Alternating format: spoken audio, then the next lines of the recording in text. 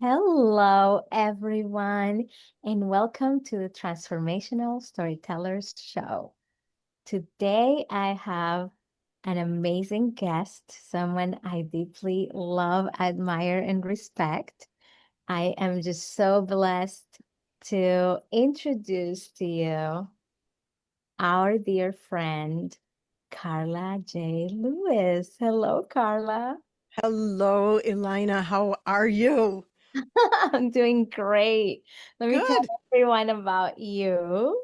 Um, so Carla is one of the authors of The Gifts of Pain, of course, but she is an organizational readiness coach, and you'll find out what that means.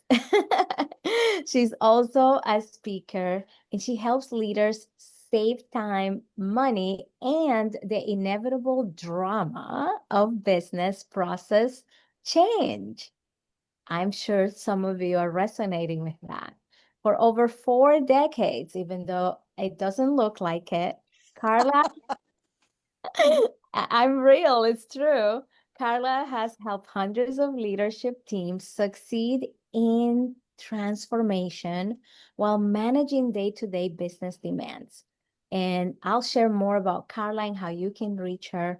But first, welcome, Carla. It's great that you're here. I've been looking forward to this talk and conversation for a long time. I have so anticipated this. So let's get into it, Elena. Let's Yes. get into it. Yes. Well, first, I would love for you to share your story that you shared in the Gifts of Pain with everyone who's tuning in today so that they know your story. Well, I am delighted to bring that story in because it has resonated in my soul from the moment that story happened, which was, by the way, September 10th, 1979, and that was a Monday. Okay, yes. So it lives today and it is so real and it was so compelling then. It is as compelling, if not more so now, Mm. because of what happened to me, what happened for me. So I actually have a title for that story, which is not the title of my chapter. My Mhm. chapter is From Business Breakdown to Leadership Breakthrough. And so on that September 10th, I actually walked in. I was 25 years old. I was a computer programmer. Now this is 1979, folks. Okay, so in 1979, women in other than a secretarial role were few and far between. As it worked out, as a computer programmer, I had been tasked to deliver a report. Now, again, 79. They don't even have screens. We were barely with beepers. And I had written a report that ended up on this engineering group's desk that Monday morning. And I was summoned to the bowels of this manufacturing facility where they worked. And what I had to do was face this mob of 16 angry men. My story is actually called The Fishbowl and 16 Angry Men, because when I walked in, I was commanded up to this, what was an elevated office for this manager. Looking out of this glass window, I felt like I was in a fishbowl. And these 16 angry men are glaring up at me. Cutting to the chase, that report landed on their desks that morning without warning. And in that report was about 70% of the work that they, for decades, some of them had been working longer than I'd been alive. That report carried more than 70% of the information that they had daily been getting with shoe leather and rotary dial telephones and promises of hot cup of coffee for some good engineering data. They had been harvesting that information just manually. And boom, here comes this report. 70% of their work is done. And I'm supposed to explain to them what ended up being these 2 points, because the manager said, "You guys get up here, get your answers, and get back to work." They had two questions, Elina. One was, how do I trust the information that's sitting in this report when I had nothing to do with making it happen. I don't know where it came from, but the more, the deeper issue and the fear that I heard in their voices and the chill that ran through me was, now who am I? Here's Mm. this report. It's got a lot of what I already do. Who am I? What's my value now? That was at the core of this heartache, this fear, this chill. I thought, wait a minute. My success is dependent on delivering perfect technology. And you know what? I'm proud to say I was darn good. But at the same time, my success was being inflicted on people who were unprepared to receive it. And I Mm. thought, wait, so my success digs a dagger deep into the heart of their very identity. And Yeah. at that moment, I became aware of the fact that the power I had as a programmer, as a data architect, was going to change lives. Mhm. And if we didn't pay attention to that change, my perfection in my technology would be harmful, not useful. Wow. And it was this huge aha, Elena, in that moment. I get the chills from it when I talk about it here now, nearly 50, 45 years later. Mm. So I went back to my bosses, and I'm going to wrap this up real quick. I went back to my bosses and I said, oh, I have this aha. Look, we need to do stuff to help the people who we're making this data available to. We need to help them be ready for it. Yeah. And I got the 1979 version of Talk to the Hand. Carla, we do data. We don't do people. Mm. Computer people have no business worrying about business people. And so on the outside, I said, okay. On the inside, forgive me. I said, hell no. You cannot stop me doing what needs to be done. And if I have to do it undercover, I will. And that's what I did for the next almost 20 years. I Yeah. worked undercover. I was tech on the outside. It was good. I was actually getting promoted a lot without looking for new work. But there was, because this secret sauce, there was a something, and it was this undercover stuff I was doing. So finally, I came out from undercover. Yeah. And then I was able to really start making the impacts that were there to be made. So that's Wow. kind of my story. And Yeah. it's what drives me to this moment. Yeah. And can I say something else, Elena? Oh, I would love that. And I'm just fascinated because I didn't know all of the details. So it's really wonderful and also painful to hear all of the behind the scenes. But please tell me something. Well, okay, but here's what I want to say, because I left that organization after 30 years. I did some independent consulting, which got me into another organization for another 10 years, where I was out, I was out from undercover. They actually wanted me to do the work that I loved to do. And so then I was with them for 10 years. Now I've been independent for a while. And my focus had been, up until you, my focus had been on engaging with corporate type clients, because the work that I do is, as you pointed out, is about organizational readiness for change. What is that? That organizational readiness for change is simply, if you are starting here and you have a goal, you have a something you want to achieve, then understanding what it's going to take to get from here to there helps you plan for being ready. It's like if you set out in your car to go and you ask your GPS to take you somewhere, but you don't tell it where you're starting from, how do you get there? But this is also true for us in daily life, for us as small businesses or entrepreneurs.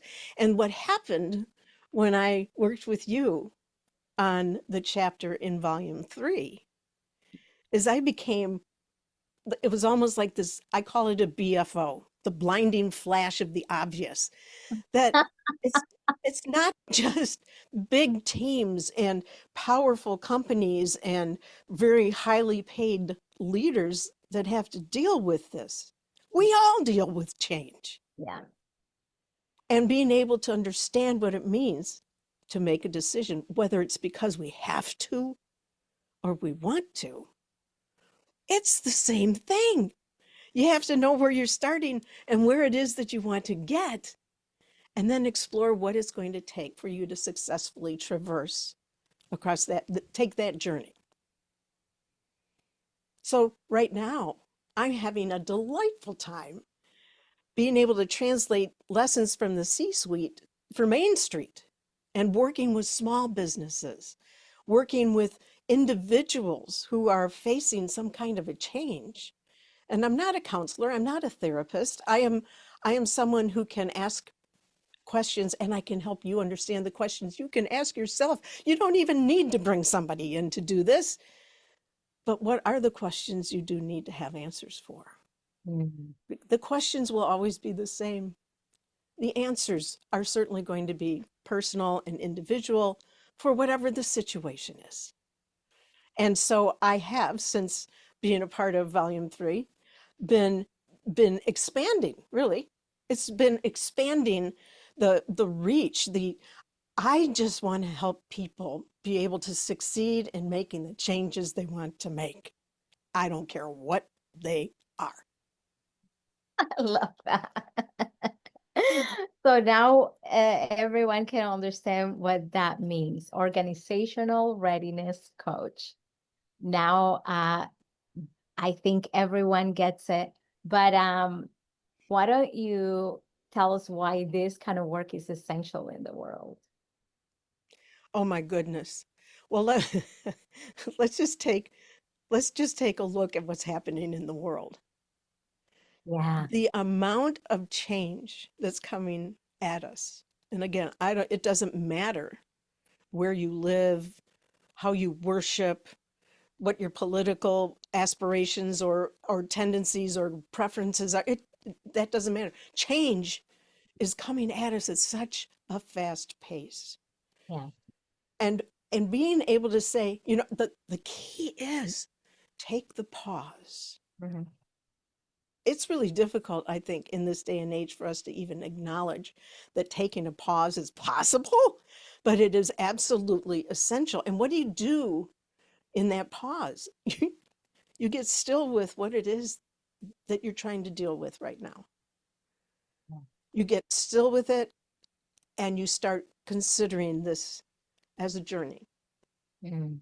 And I I risk going deep into and then you do this and then you think about that, but I'm happy to do it. But it's really right now, there's not a lot of support for the burnout, the turnover that happens in organizations. But think about for yourself. If you're a small business owner, you're wearing 5 hats. Yeah. And what you're working in and what you're trying to manage is what I'm calling the swirl. Mhm. And if you can take a moment, a pause, maybe it's 15 minutes, so a moment grows in my vernacular here. Take that time. You got that swirl going? What if you took a moment and you sat down and you grabbed things out of that swirl and you just brainstormed all of the things that you can capture right now that are in that swirl? When was the last time you had a static look at everything that you are juggling, that you are balancing, that is pulling on you, Yeah. whether or not it's helping you get toward the goal that you may have for yourself? Just taking that moment and grabbing that swirl. And I have simple steps that you can take. And again, see how this can work whether you're a business or Yeah. you're a church leader or you are a family leader or you're sitting by yourself at the playground watching kids play, wishing you could, but you have all of this stuff. Being able to stop the insanity for just a moment and Yes. say, get that picture. And Mhm. I think if there's nothing else, if me being a part of this conversation will help people consider taking that moment to say, there's a lot going on. I can't focus on all of it at the same time, nor is it all mine to focus on. But if I can pick out of that those things that are key for what is important to me right now, I've already gotten myself a step ahead Mhm. because I know what it is. I'm not going to, it's out there. It's not like you're going to lose those things that you captured from the swirl but aren't paying attention to right now. Yeah. It's about just taking a moment to help just stop the insanity, get Mhm. it a static picture, and then there's some easy things to do with that where you can now all of a sudden come out so incredibly focused on what it is in this fast changing world that you need to take care of. You Mhm. know the priority, and the next few questions will take you through to say, ah, got it. I know what I need to do. I know where I'm starting. I know where I'm going. I know what it's going to take for me to get there. I know who I need in my corner to be able to help me. I know what the things are that have tripped me up in the past, Mm. and I've got a plan. Yeah. I've got a plan. I love it. Oh my gosh. I mean, I can relate as a single mom and business owner, juggling everything for the past 20 years. The swirl is so real, Yeah. and having those moments is so sobering. But the fact that you have systematized this process is mind blowing. And even in the gifts of pain, when you have an exercise Mhm. with some of those questions, Yeah. that's a real first step. And I think what you're sharing is so actionable and practical, and it does take discipline though, because it is not an easy thing to kind of be mindful in this process, don't you think? I don't just think, I wholeheartedly agree because there's another side to this, which is the when you speak to discipline, there's first giving yourself permission to say, I'm not actually really comfortable with Mm, what's going on right now. yeah. And that, I said this in the book. I think it's the quote I have in the book. Change itself is not hard. Mhm. It's not. I'm here to tell you, folks, change is not hard. What's hard is letting go of the comfort you have with what you know right now, the way things are right now. There's a comfort and a solace that comes from being familiar. And if I want to change, that means something. I can't say yes to something unless I say no to something else. Mhm. So the discipline starts with self and looking and saying, what do I want? What do I need? And being very clear. It's just you with you having this conversation. And and I'll tell you what, one of my podcast co-hosts speaks to about how when she journals, her pen is her greatest therapist. So being able to write down things and just look at them. You know what? You don't have to choose right this minute to let go of anything, but at least understand what's there so that you can make some decisions about, well, maybe I'm not going to let it go like forever and ever. I'm just going to let it go to the side. I'm going to put it in the margins for right now. And to your point about the discipline, you get the answers to all of those questions. What do I want and why? What's my big what and my big why? How important is it to me? How committed am I to it? Who do I need in my corner? Going through, that's four of the 6 or 7 questions in the broader sense of the exercise. But at the end, okay, now you got it. Discipline means I'm committing to taking that first step.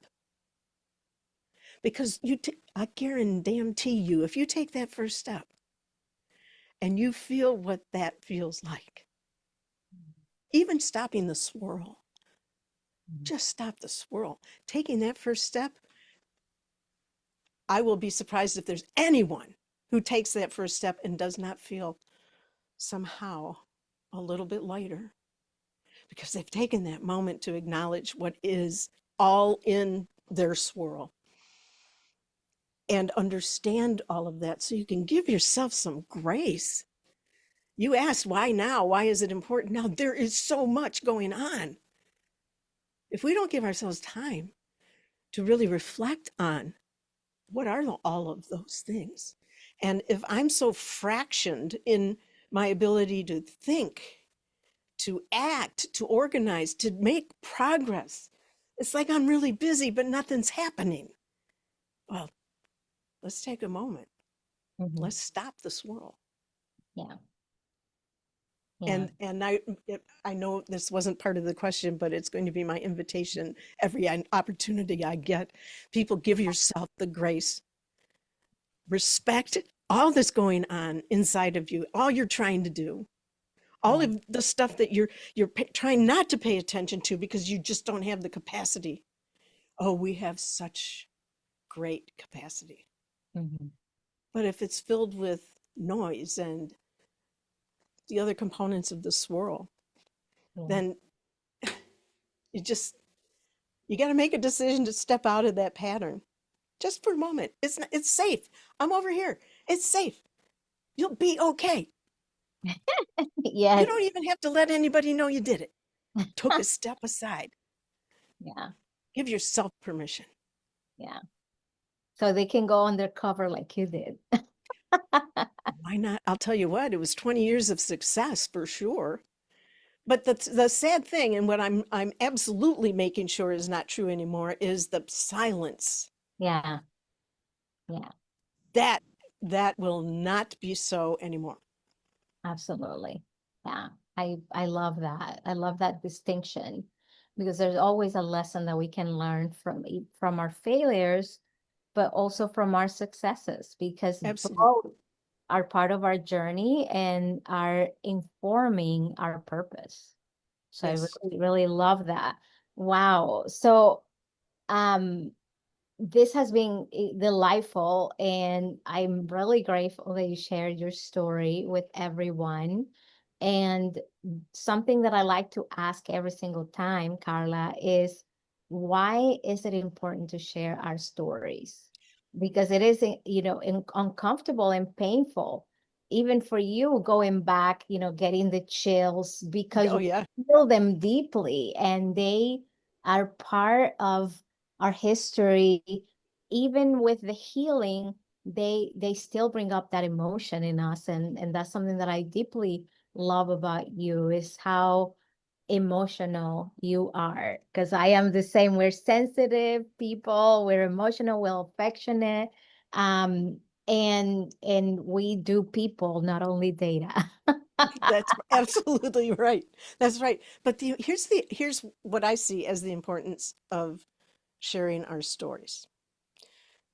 What what we see oftentimes is the highlight reel for people, but the story helps address the fact that, you know, no highlight reels ever were possible without the messy middle. Mm, mm, And so it's not just that polished outcome. And on that note, I'm just going to invite those of you who find yourself comparing yourself to those highlight reels. Your day to day will never compare to anybody else's highlight reel. It yeah, wasn't meant to. Okay. So just forget about it. Okay. yeah, You cannot, don't just, when you get your highlight reel, they'll be comparing themselves to you, but forget about it. But there's this messy middle. And the fact is, that's where that's where the glorious and difficult work happens. That's the stuff that's behind the scenes. That's the stuff that people may see on your periphery, the weight of it. They may see the stress of it, but they don't know what's really going on. mm, They don't know. And so by telling the stories, we help people realize that, in my case, resistance isn't a failure. When people resist, we are hardwired. We cannot change how we are wired. We are wired to stay safe. Our brain wants us to stay safe. Change is not safe. Change is dangerous. So our brain gets really worked up about that. But the fact is that resistance isn't really failure. It's about feedback. If mm, I'm pushing against something, if I'm feeling a little distressed about something, there's feedback. And if I take the moment to consider what's going on here, then yeah, then there's something to be learned. And we can help our brains sort of start to address the fact that no, no, this is going to be good. And this is why it's going to be good. So I think being able to help people understand stuff happens, people struggle through it, they come out the other end with some lessons that they will either apply to life going forward or they will put on a shelf, forget, and relearn again and Yes. again. And that's the other thing with the beauty in the Gifts of Pain series is that so many people, so many different stories have started with that struggle and worked through it and come out the other side with some lessons. Yeah. None of us are done struggling. But Mhm. if you look at it as a bad thing, Yeah. if you look at it as a bad thing, then everything kind of starts feeling hopeless. But the struggle is really the growth. Yeah. And it's not really a fight. It's a birthing. Yeah. And it really is in how you want to look at it. Absolutely. That's how I look at it. Yeah. I love it. Oh my goodness. This has been such a great just feast of insight and practical advice and wisdom. Thank you so much for pouring so much out of your 4 decades of doing this change work and helping organizations with transformation. I know that you also are available to speak and Yes. actually have some powerful speaking engagements coming up. So we're gonna, of course, share your information in the show notes, but would you like to tell everyone how to reach you? Well, I would welcome anyone who's interested in reaching out. You could send me an email, and that's Carla, Carla, at cjlinnovations.com. And we'll put that in the show notes with your, I thank you for that, Alina. And, Absolutely. you know, I have so much to be able to share and all of it, it all has a place.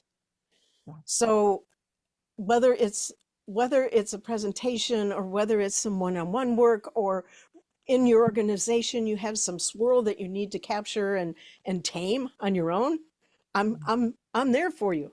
I'm there for you. Yes, I love it. Thank you, Carla, for the work you do, for the heart you put into it, and for being a dear, beloved friend. Thank And you. mwah, everyone, I am sure you are grateful for this time with Carla, and I will see you next time at the Transformational Storytellers show. Bye bye for now. Mwah.